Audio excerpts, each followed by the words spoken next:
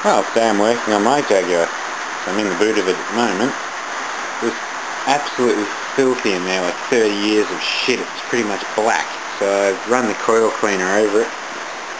And it came up really good. So what I'm doing here is the LPG gas is something up with the converter. So it leans out or richens up too much and just runs like shit. So I was driving it on petrol.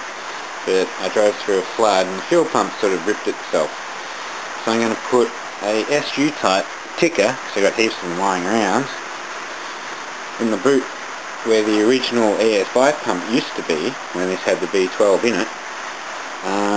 And this should run the V8 quite nicely, because these run quad carby V12s happily, so it should be able to run a 5 litre V8. Well, if not, I just can't floor it around all the time. So my theory is the pump will go here somewhere with a bracket, which I have to find, and I just plumb it into this. It's only got one tank left in it.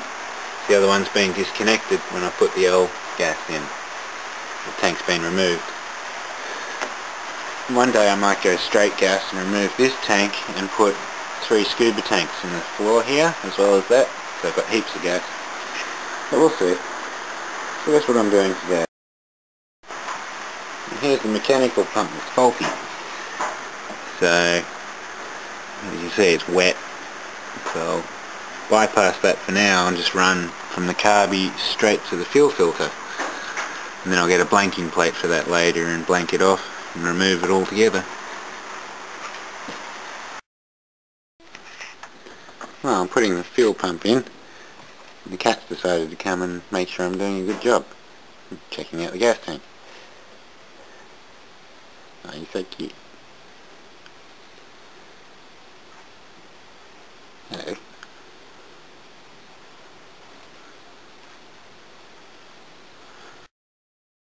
Now he's decided to see what's in that cardboard box. Cats are funny little creatures.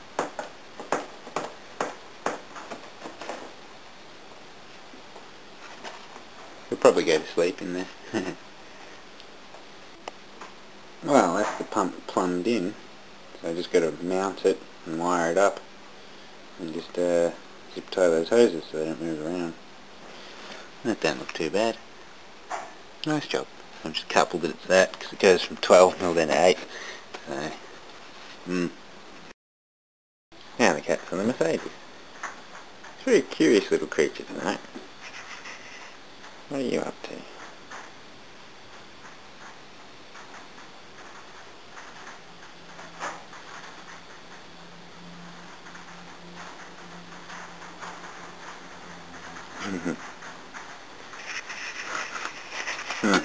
I've mounted this up. So, used a coil bracket, some rubber insulation. Works well. I'm just testing out the SU pump because, as most of them, they got the points on it and hasn't been used in ages, and these ones had no conductivity at all. So it's not doing a thing. So sanded the shit out of them and it's barely working. So I need to use some deoxide on it.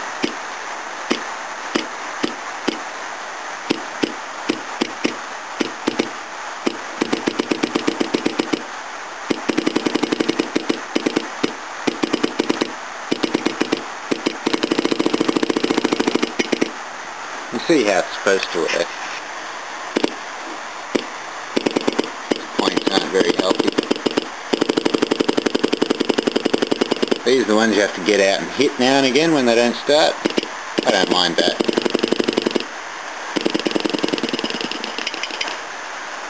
There we go. Now she's full. So it's come up to pressure. And it's doing the right thing now. It'll sit there, and as it uses the fuel, it'll just do what it's doing right now. A little bit of fuel will be going into the carby bowl, like leaking needle and seat. Quite an interesting little pump though. Cat's come to have a look. Hi kitty. The pump made him jump.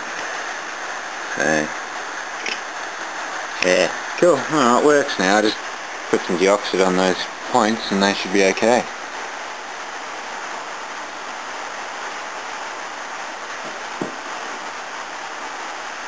Not going to tick again? No. Oh yeah. Cool. It's working. Cat's in the box again. Kitty in the box. Oh, I'll put some deoxide on it. Yeah, it should work better. And the fuel's actually leaking out of the fuel pump. I should have realised that. The one at the front, the mechanical one. Haven't taken that off yet. But yeah, if I connect this up again, it should do the right thing. In theory. Ah, beautiful. It's working just the way it would back in 1960 something. This is a Series 1 pump. Cool. Series 2 ones just had different inlet and outlet. It worked the same. And then the EFI ones came along. Cool. Cat just loves hanging out with me. So cute. Well, that's the way it's going to look. So it's all in and done now. I've connected the original power wire to it for the EFI pump, which doesn't appear to have any power going to it. So I'm going to have to find the other end and make my own wiring for that. So it only comes on when I call for petrol, not gas.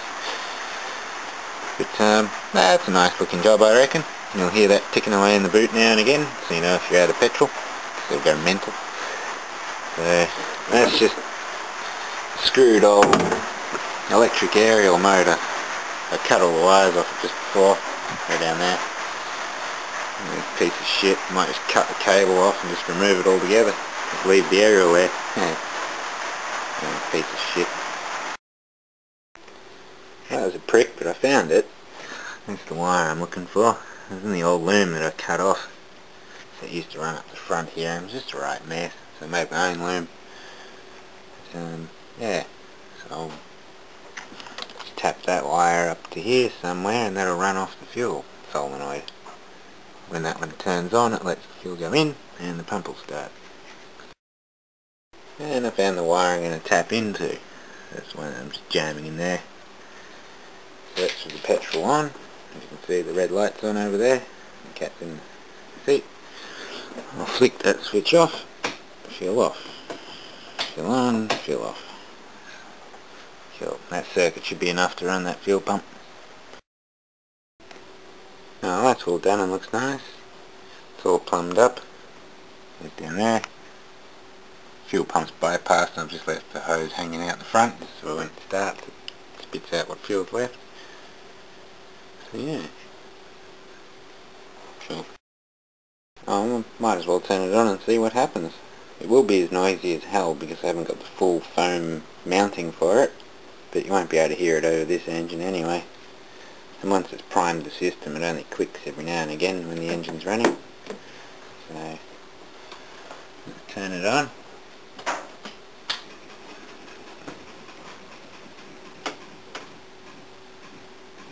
Yeah, the filter's full.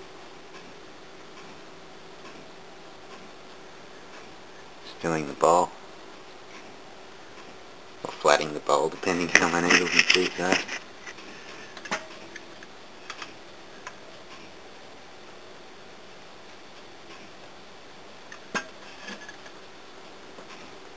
Oh, pretty much stopped clicking, so I'd say she's full. Those things have a mind of their own. That'll work well. And here it is doing its thing. It's just maintaining pressure at the moment.